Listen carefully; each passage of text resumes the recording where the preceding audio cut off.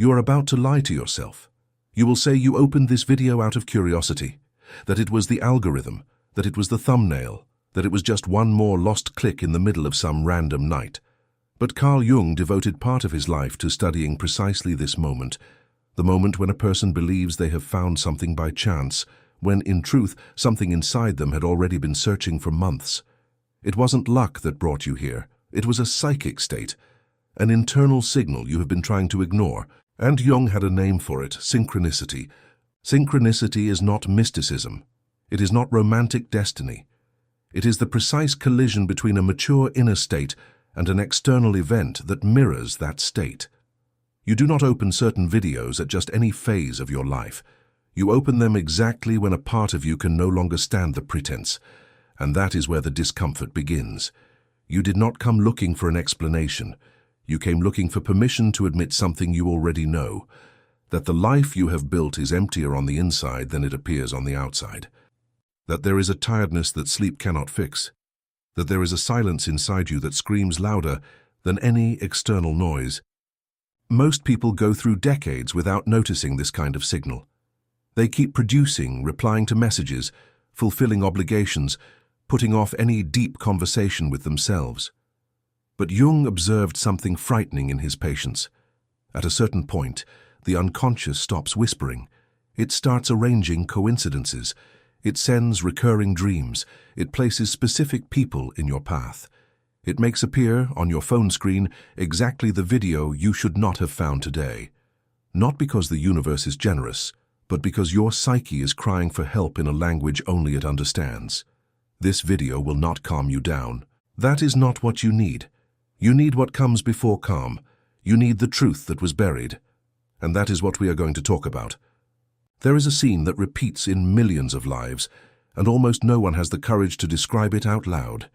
A person wakes up in a reasonably comfortable bed inside a reasonably stable house with a reasonably full schedule, and yet, even before the first coffee, they feel a weight in their chest that has no logical explanation. They stare at the ceiling and think, why is this not enough? Why did I build exactly what I was asked to build, and I still feel this way? Jung would have a cold answer to that question. It is not that your life is wrong.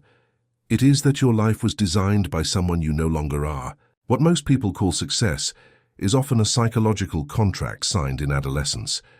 You defined who you would be before you knew who you were. You chose a career to please. You chose behavior to fit in. You chose relationships to avoid being alone. You chose opinions to belong. And over the years you built a persona so sophisticated that it is now mistaken for your identity. The problem is that the soul does not sign contracts. It simply withdraws when it is systematically betrayed. And the emptiness you feel is not a lack of things. It is the absence of yourself within your own life. Jung called this the confrontation with the self. It is the moment when the edifice of the persona begins to crack, not because something tragic happened, but because something more serious is happening. You are waking up. The signs are specific. That meeting that used to matter starts to feel like a poorly written play. That relationship that used to be stable starts to feel like a pact of silence. That old dream, which you had tucked away in a drawer labeled, "When I have time," begins to knock on the door as if it knows that time is running out. It is not depression. It is a diagnosis. Your psyche is informing you in clinical silence that the life you are living no longer fits inside you. And here's the part no one has the courage to say, this discomfort isn't going away. It isn't a phase, it isn't an episode. It's the voice of the self beating against the door of the persona, demanding revision.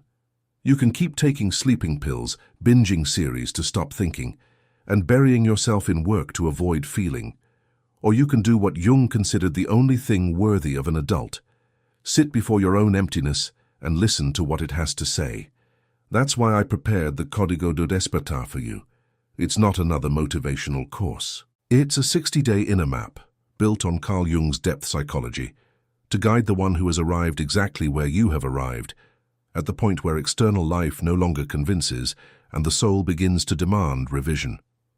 Each day you receive a short lesson, with a psychological key, a surgical question, and a declaration to anchor the transformation.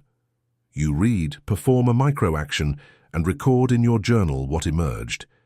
It is the practical path to individuation, to becoming who you truly are. Access is in the first pinned comment below this video. If you feel this is your moment, write the word awake in the comments. Not as a promise to the world, as an intimate commitment to that part inside you which has not yet died. There is a time measured by clocks, and there is a time measured by the soul. The Greeks separated these two dimensions with two distinct names. Chronos was linear time, that which ages the body, marks appointments, empties bank accounts, and fills calendars. Kairos, however, was something else. Kairos was the instant in which something happens inside a person and can no longer be undone. A second of understanding that reorganizes decades. A phrase heard at the right moment that makes the entire structure crumble. A video watched at 3 in the morning, when you no longer had arguments to keep pretending everything was fine. Jung knew that human transformation does not obey the clock. You can spend 10 years in therapy without understanding one thing, and then understand that same thing in 20 seconds, without any therapist, simply because the inner moment was ready. It is not information that changes a person. It is the psychic maturity with which the information is received. Many have heard the same truths you are hearing now, and changed nothing. Not because the truths were weak, but because they had not yet suffered enough to stop negotiating with their own lie. You have experienced this.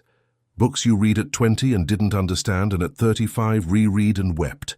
Advice your mother repeated and you thought was cliché, and now, alone in the kitchen, they seem like prophecies. That is Kairos.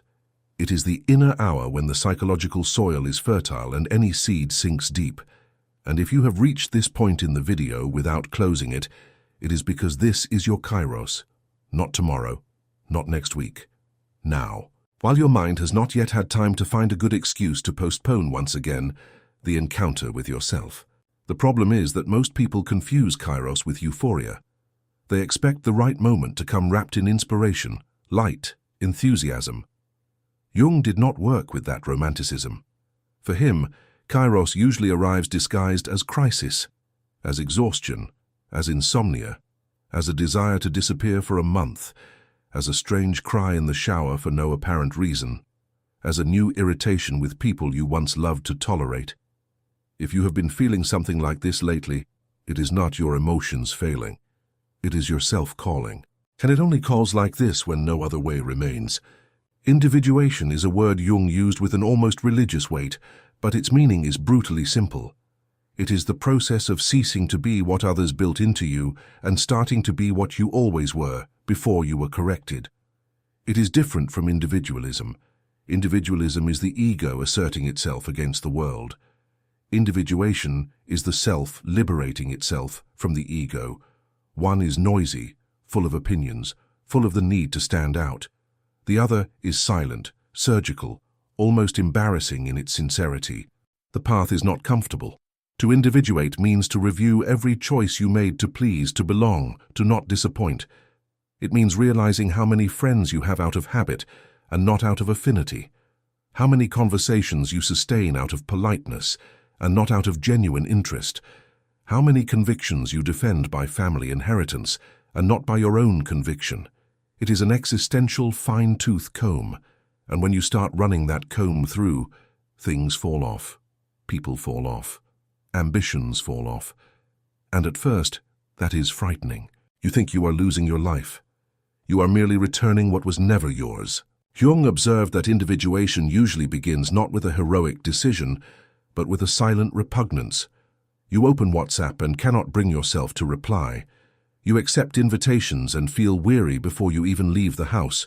You smile in photos and later feel strange seeing your own expression. These micro-reactions are not fussiness. They are the self saying the persona no longer fits. And every time you force the persona to fit, you are sacrificing a piece of your vitality in exchange for acceptance. And sacrificed vitality does not return with a vacation. It returns with a collapse. There is a question Jung used to ask his patients who were ready, and that almost no one could bear to hear. What in your current life do you keep sustaining only to not disappoint the person you were 10 years ago? It is a surgical question. It exposes marriages that have already ended on the inside, careers that have already ended on the inside, friendships that have already ended on the inside, entire versions of you that have already died on the inside. Individuation begins when you stop pretending these deaths never happened, and you start living as someone who knows they have only one life, and that this life is being outsourced. And if you have made it this far, the Código do Despertar is not a suggestion. It is the practical answer to what your psyche has just recognized. 60 days to methodically dismantle the life that is not yours. The access is in the first pinned comment. Do not postpone this until next Sunday. Sundays are the cemetery of important decisions. Now is now. The ego is the manager of your persona. It is the part of the mind that decides what to show, what to hide, what to deny, what to repress. And to keep the persona functional, over the years, the ego built a storage, a psychic basement where it piled up everything that, if it came to the surface, could disturb your image. Jung called this storage the shadow, and the most disturbing thing about the shadow is that it not only holds the worst in you, it also holds what is most powerful. Inside your shadow are the angers you swallowed to be considered a kind person, the ambitions you denied so as not to seem arrogant, the boundaries you did not set so as not to seem difficult, the desires you repressed so as not to seem strange, the opinions you silenced so as not to lose your seat at the table, and along with all of that are the talents you abandoned because someone, at some point, classified them as improper. The shadow is the museum of what you stopped being in order to fit where they wanted you. And the problem isn't having a shadow. Everyone has one. The problem is pretending it doesn't exist, because buried things don't disappear. They leak. They leak as irritation for no reason, as sabotage before important events, as envy of people who dare to do what you never allowed yourself, as chronic fatigue, as a sick body. The repressed shadow doesn't vanish. It merely chooses indirect paths to manifest. And the more you try to be only light, the more violent it becomes behind the scenes. Integrating the shadow isn't about becoming a worse person. It's about becoming a whole person. It's recognizing that your anger has intelligence, that your boundary has a function, that your ambition has legitimacy, that your healthy selfishness is the foundation of any sustainable generosity. Jung said that a person who has integrated their own shadow no longer needs to judge the shadow of others. They stop reacting with fury to what others do because they've looked in the mirror and seen that it also dwells within them, only in a different proportion. Integration restores depth, restores weight, restores inner authority. There's a classic symptom in those who begin this process. A certain new silence. The people around you notice it before you do. You speak less, but what you say carries more weight. You argue less, but you agree even less. You enter rooms and no longer need to fill the void with an anxious smile. This isn't coldness, it's the ego yielding space to the self. And at first, this silence unsettles everyone who got used to your performative version. Let it unsettle them. What unsettles others is often the price of your reconstruction. There is a death that no one will mourn. No one sends flowers. No one asks for a minute of silence at work. It's the symbolic death of the persona. And it is probably the most uncomfortable experience a psychologically serious adult will go through, because the persona doesn't die in a day. It dies in fragments. A friendship you drop without drama, a position you leave without a party, an opinion you revise in silence, a religious, political, or family belief you let go of without announcing it. Each of these small abandonments is a private funeral for who you thought you were. Jung understood that most people resist this death because they confuse persona with identity. They think that if they drop the mask, nothing will be left. But what Jung observed in patients who went through the process is the opposite. When the persona dies, the self is born. And the self is not a more excited version of you. It's a more truthful, quieter, denser version. It is the totality that reunites the conscious and the unconscious, the light and the shadow, the abandoned child and the hardened adult, the repressed dream and the real competence. It is the meeting within you, between who you were forced to be and who you always were before being forced. The birth of the self has concrete signs. You begin to lose the fear of disappointing. You begin to realize that others' approval was an expensive currency, costing pieces of yourself. You begin to choose strategic solitudes because you've discovered that bad company costs more than solitude. You begin to say no with a new naturalness. You begin to feel a kind of serene anger at your own past self-betrayals.